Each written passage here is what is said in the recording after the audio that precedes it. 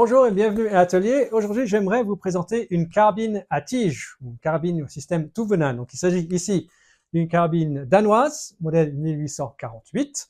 Et donc, ce système à tige est peut-être la dernière évolution de plusieurs systèmes qui cherchaient à pouvoir charger une arme à canon rayé à chargement par la bouche rapidement. Donc, on a commencé avec des balles calpinées, des balles rondes calpinées qu'il fallait marteler dans le canon, et on finit bien sûr avec la balle à expansion, la balle minier. Il faut bien sûr revenir au début des années 1840 en France pour trouver les origines de ce système. Car c'est là que nous sommes vraiment à la pointe des travaux de technologie balistique. En 1837, les chasseurs, qui sont récemment créés, reçoivent une carabine 1837, que voici, donc une carabine dite à chambre, selon le système Delvigne. Donc, pour plus d'infos sur cette carabine et les munitions, j'ai deux vidéos dédiées à ce sujet. Donc, si vous voulez peut-être regarder ça avant celle-ci, ça vous donnera peut-être une meilleure idée du développement. Mais, vous n'êtes pas obligé. Juste pour résumer, il y a une chambre à poudre dans le canon avec un butoir et une balle déchargée montée sur un petit sabot en bois jusqu'à ce qu'elle soit embutée contre l'épaulement de la chambre et quelques coups avec la baguette qui est beaucoup plus lourde, plus importante qu'une baguette de fusil d'infanterie. Eh bien, ça force la balle contre le sabot et elle s'écrase et elle va prendre les rayures. Alors, le système fonctionne assez bien, mais la balistique de cette balle écrasée, vous pouvez imaginer que c'est pas génial, surtout à longue distance, et aussi la portée de ce fusil est limitée par le volume de poudre dans la chambre. Donc, on ne peut pas agrandir la chambre trop, sinon ça devient ridicule. Et le recul devient aussi plus important. La création de ce corps, cette carabine, et aussi l'épreuve lors des campagnes d'Afrique qu'en effet, le tir précis d'un tireur qui est éduqué en balistique de base est une bonne chose, conduisent très rapidement à l'ouverture de l'école normale de tir de Vincennes. Et donc l'idée, c'était d'instruire sur place quelques hommes d'un bataillon et qu'ensuite ces instructeurs peuvent sortir et éduquer les hommes sur place. Et en fait, ce système ou cette école est une aubaine car cela permet de concentrer en fait de nombreux experts en balistique, quelle que soit leur origine, et ça devient vraiment un magnifique foyer d'idées. Alors les gens qui nous concernent particuliers pour le système tout venin sont François Tamisier, capitaine François Tamisier, qui était instructeur, qui vient de l'artillerie. Il y a aussi Claude-Étienne Minier, donc lui-même un ex-chasseur, qui était encore chasseur, mais qui avait fait ses preuves en Afrique, donc il avait utilisé cette carabine, il avait vu les preuves et les effets et l'importance de la balistique et d'un tir précis, et aussi le lieutenant-colonel Louis-Étienne de Touvenin, aussi artilleur. Donc c'est pas surprenant qu'il y avait beaucoup de membres de l'artillerie, puisque c'était eux qui avaient en fait le plus d'expertise en balistique. Alors en termes de développement de ces messieurs, nous commençons avec la balle martelée du système Delvigne, donc qui marche mais c'est pas top. On passe maintenant à une balle cylindro-conique. Donc ceci est proposé par Minier. Attention, ce n'est pas encore une balle avec une jupe, c'est juste la forme extérieure de la balle. C'est une amélioration, mais elle reste assez instable. Donc c'est là que Tamisier rapporte son idée et c'est de mettre des cannelures, faibles cannelures, sur l'extérieur de la partie cylindrique de la balle, orientée vers l'avant. Ce sont en fait des cannelures de traînée, donc ça stabilise la balle au vol. Et donc, très important, ce ne sont absolument pas des rainures de graissage. Premièrement, elles sont trop peu profondes. Et puis, deuxièmement, souvenez-vous que ce sont des balles qui sont chargées à la façon militaire. Donc, elles sont enveloppées dans un papier graissé. Donc, il n'y a aucun besoin de graisser la balle elle-même. Donc, nous avons maintenant une balle améliorée.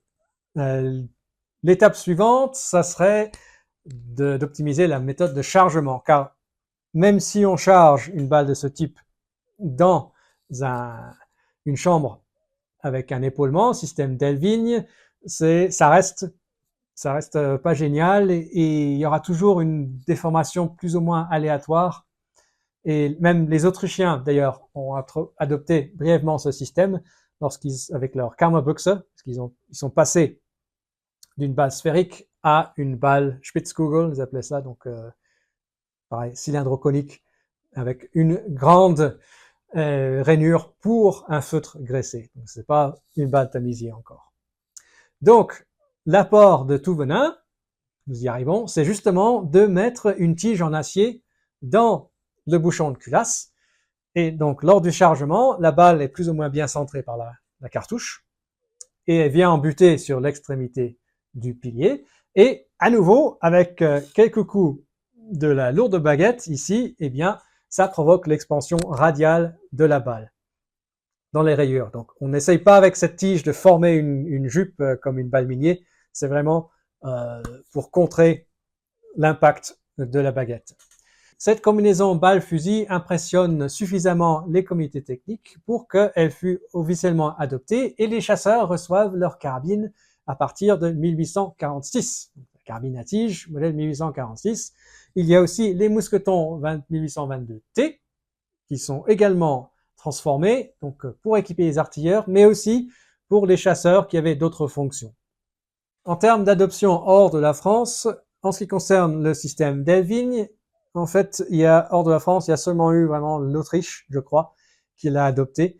En ce qui concerne le système Thouvenin, par contre, lui, il s'est répandu comme un traîné de poudre à travers toute l'Europe continentale, essentiellement dans tous les pays qui avaient une structure militaire similaire de la France, qui était en fait quasiment toutes, parce que c'était le modèle. Donc des armées qui disposaient d'un corps de chasseurs ou de tirailleurs assez spécialisés. Et donc, il y a les royaumes d'Italie, l'Espagne, la Belgique, l'Autriche, les Pays-Bas, le Danemark, la Suède, la Norvège, la Russie, et aussi, il ne faut pas oublier tous les petits États germaniques indépendants, même la Prusse. La Suède l'a même adopté pour certains pistolets de cavalerie. Donc là, ils l'ont vraiment adoré. Et il faut quand même rester les pieds sur terre. Donc malgré les qualités du système, au point que la France a même très brièvement envisagé d'équiper l'infanterie de fusils à tige, la déformation de la balle lors de chaque chargement varie encore. C'est moins que dans le système Delvigne, mais il reste que malgré que la balle soit bien centrée, il n'y en aura pas exactement la même force de chargement à chaque coup. Même si on frappe le même nombre de fois, la force et aussi la direction de chaque coup de baguette va varier. N'oublions pas aussi qu'il y a le stress sur le champ de bataille et aussi la fatigue. Donc, ces messieurs savants à Vincennes continuent leurs travaux et, bien sûr, en 1849, Minier présente sa première balle à expansion. Et en fait, le reste appartient à l'histoire et le système Thouvenin, le système à tige, est maintenant plus qu'un événement anecdotique dans l'évolution des armes rayées. Alors pour l'enthousiaste en poudre noire, qu'il soit tireur ou collectionneur, il est en fait extrêmement difficile de trouver une de ces armes à feu à tige. Premièrement, c'est difficile de distinguer de l'extérieur, même si on connaît le modèle exact, on peut pas vérifier facilement, sauf si on est sur place, et encore, si on est dans une bourse aux armes, c'est pas garanti qu'on aura des moyens de vérifier. Et deuxièmement, parce que s'il est extrêmement facile d'ajouter une tige pour créer un fusil à tige sur le bouchon de culasse, c'est aussi extrêmement facile de le supprimer une fois que les balles miniers arrivent et que le système à tige devient obsolète. Et c'est exactement ce qui est arrivé à la plupart de ces armes à tige. De plus, comme j'ai dit, les troupes armées de ces fusils avaient tendance à être des petits régiments d'élite. Le passage des armes dans les arsenaux pour supprimer cette tige se faisait en fait assez efficacement puisque le nombre était assez réduit. C'est pas comme les millions de fusils d'infanterie, il y en a un ou deux qui peuvent se perdre facilement. Là, c'était extrêmement facile de tout faire. Donc voilà, il y en a très peu qui sortent indemnes. Par exemple, c'est pratiquement impossible de trouver une carbine 1846 46 ou 53 de chasseurs françaises, ou même un mousqueton 1822 T bis encore à tige.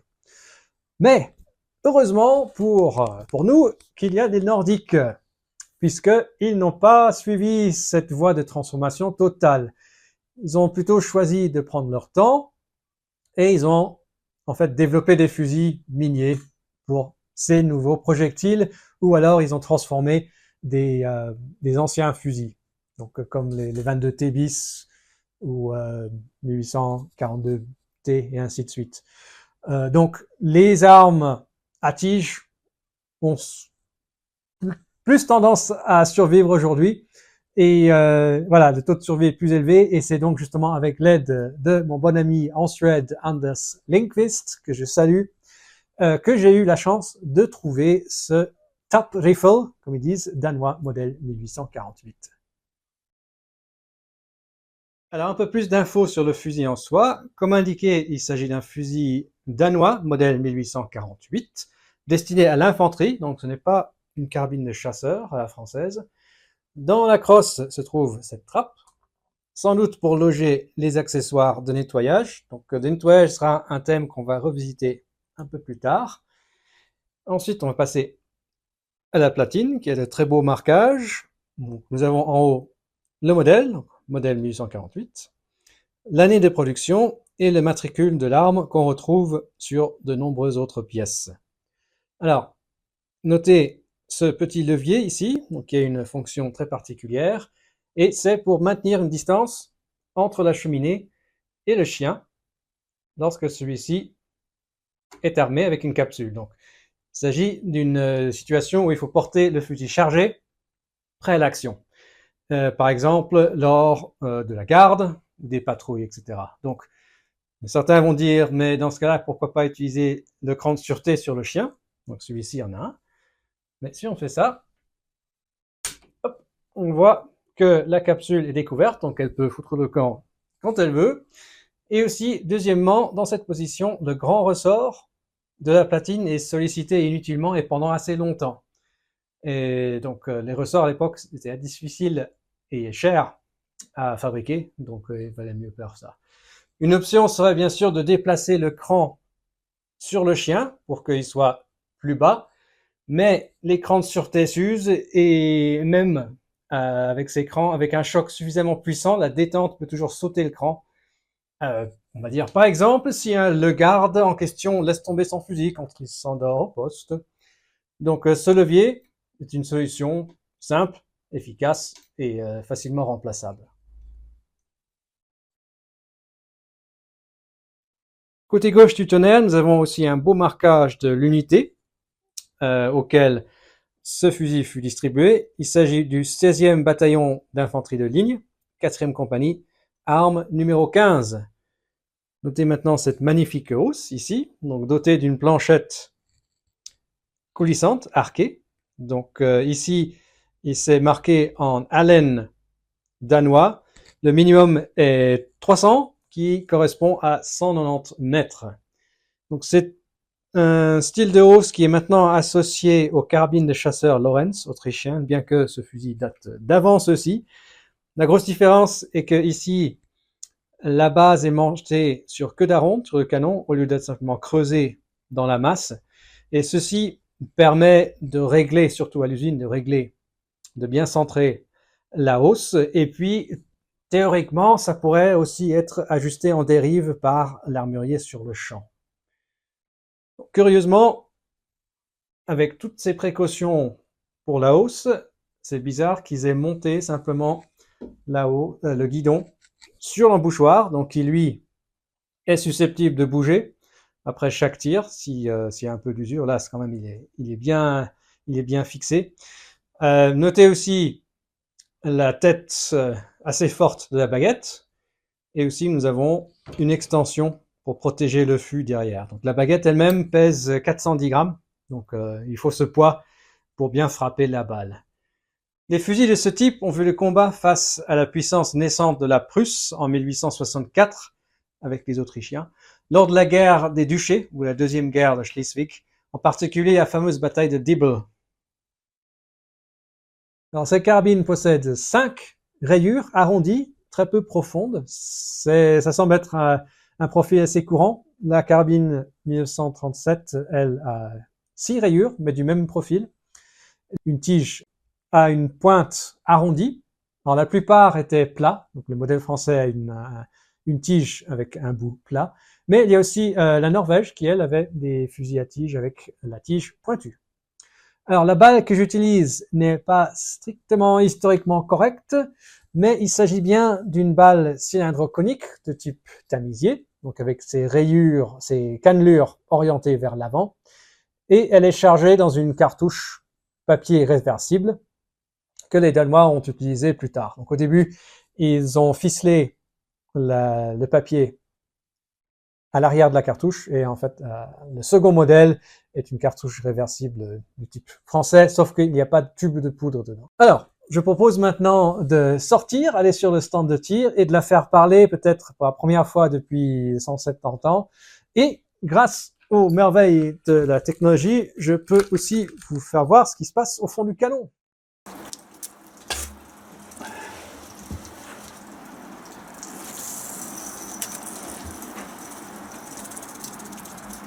Alors, voici la poudre dans la chambre annulaire autour de la tige. Notez qu'il y aura toujours un petit espace d'air entre la poudre et la balle. C'est complètement normal et ça ne va pas faire exploser le canon.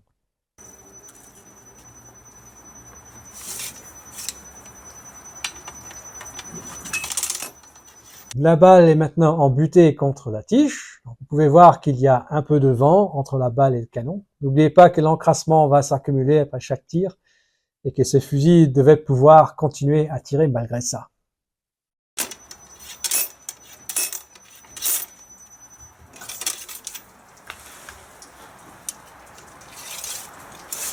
Et voici les résultats de quelques coups de baguette. Donc la balle s'est visiblement dilatée, donc il n'y a plus de vent maintenant, et c'est prêt au tir.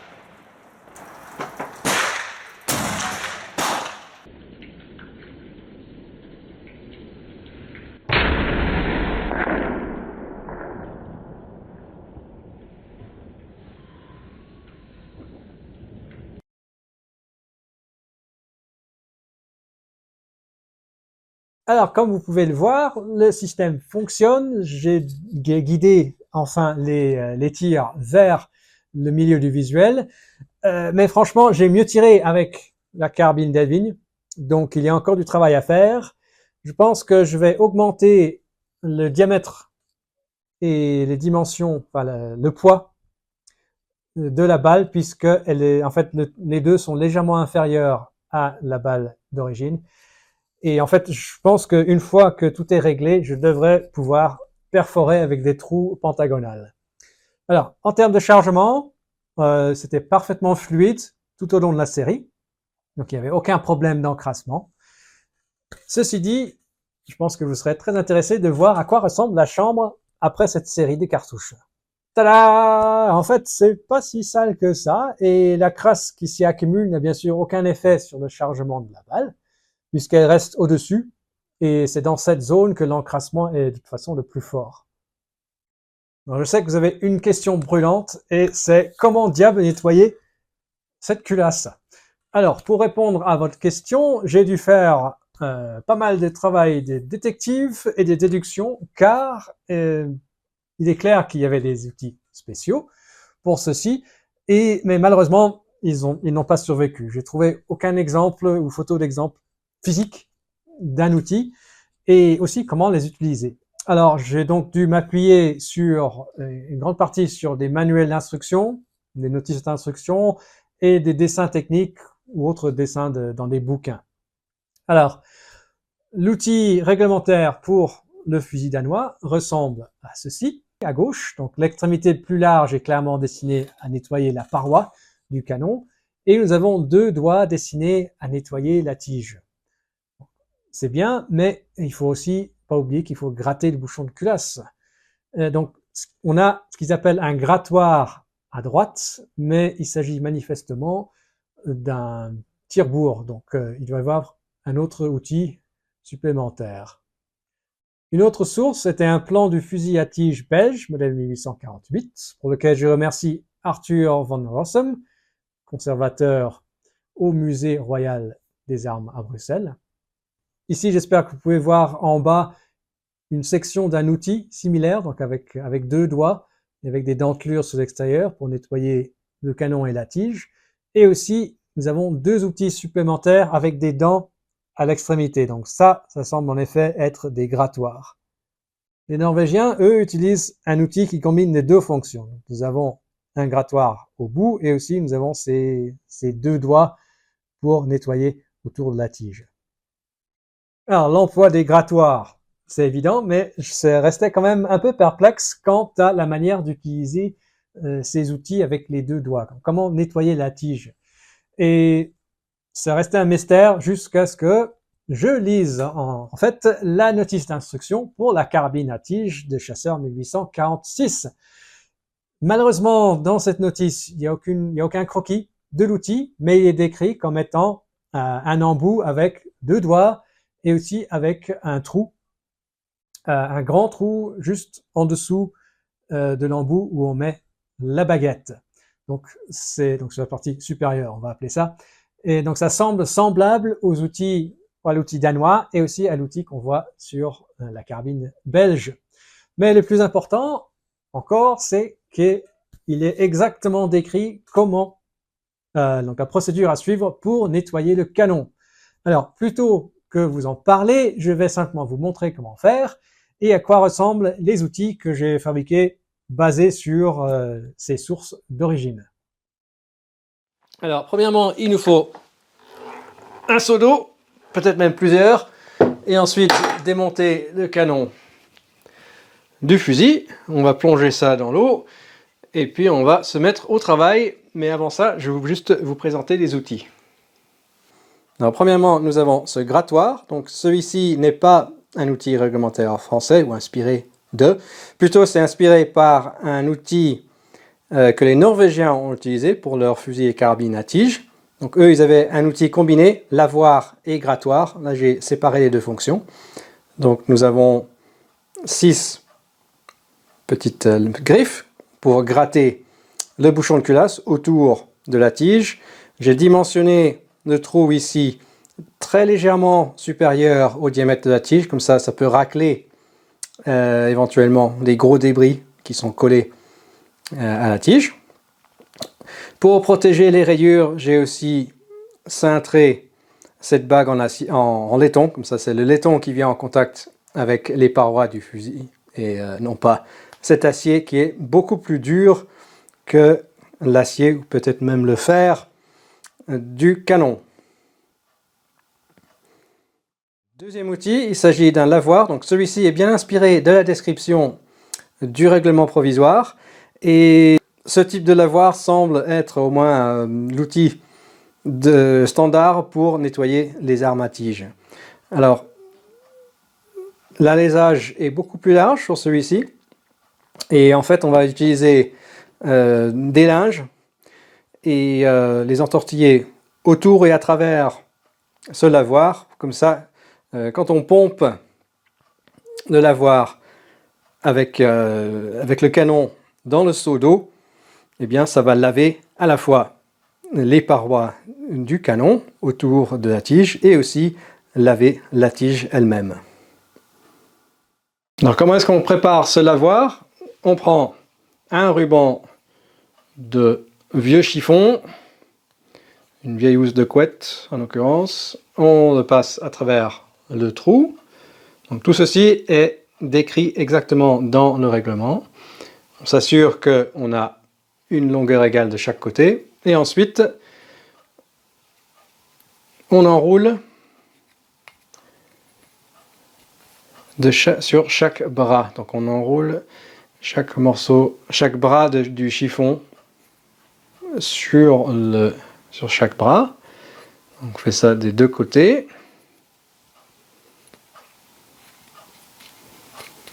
Je ne sais pas si ça ressort sur la caméra.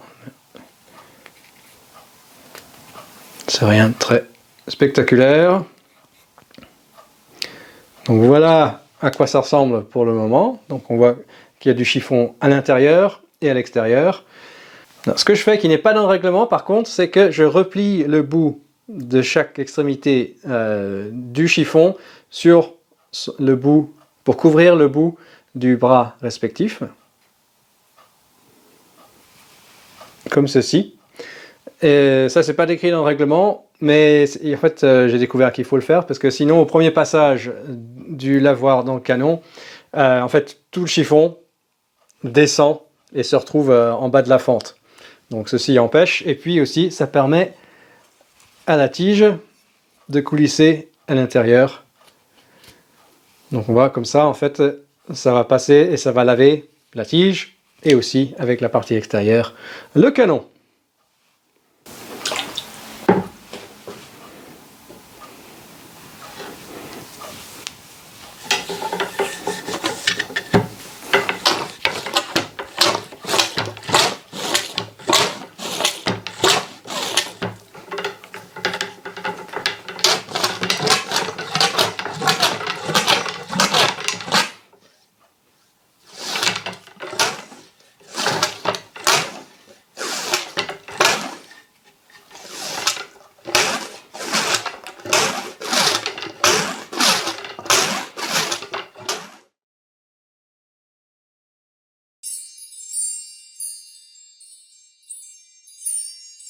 Alors, il est clair que ça demande un peu plus de travail avec des outils spéciaux, donc c'est un peu différent de nettoyage d'un fusil avec une culasse ordinaire, mais ça reste très rapide et vraiment étonnamment efficace.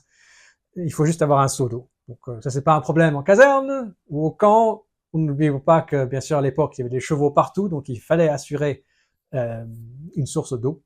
Et s'il y a on faisait vraiment un cours d'eau, on pourrait faire le même nettoyage, mais sans pomper, donc simplement avec des rubans humides. Ça prendrait plus de temps, mais ça marcherait. Et n'oublions pas qu'en fait, la partie importante pour le tir, c'est la partie qui se trouve au-delà de la tige pour charger. Donc cette partie-là, on peut de toute façon la nettoyer sans avoir besoin d'outils ou quoi que ce soit. Et il faut vraiment que l'encrassement soit très très important, au-delà de, je pense, de ce qui se passerait lors d'un engagement, et pour que le fusil soit inutilisable. Il pourrait aussi que la lumière soit encrassée, mais ça, c'est pareil pour tous les fusils à percussion. C'est pas un problème qui viendrait du système à tige. Donc, nous voici à la fin de cet petit exposé de l'ère juste avant les balles miniers. J'espère que vous avez appris quelque chose et puis je vous remercie donc pour votre attention et tout le soutien, quelle que soit votre plateforme de choix. Et on se reverra donc très bientôt ici dans l'atelier ou dehors au stand. Merci, à plus.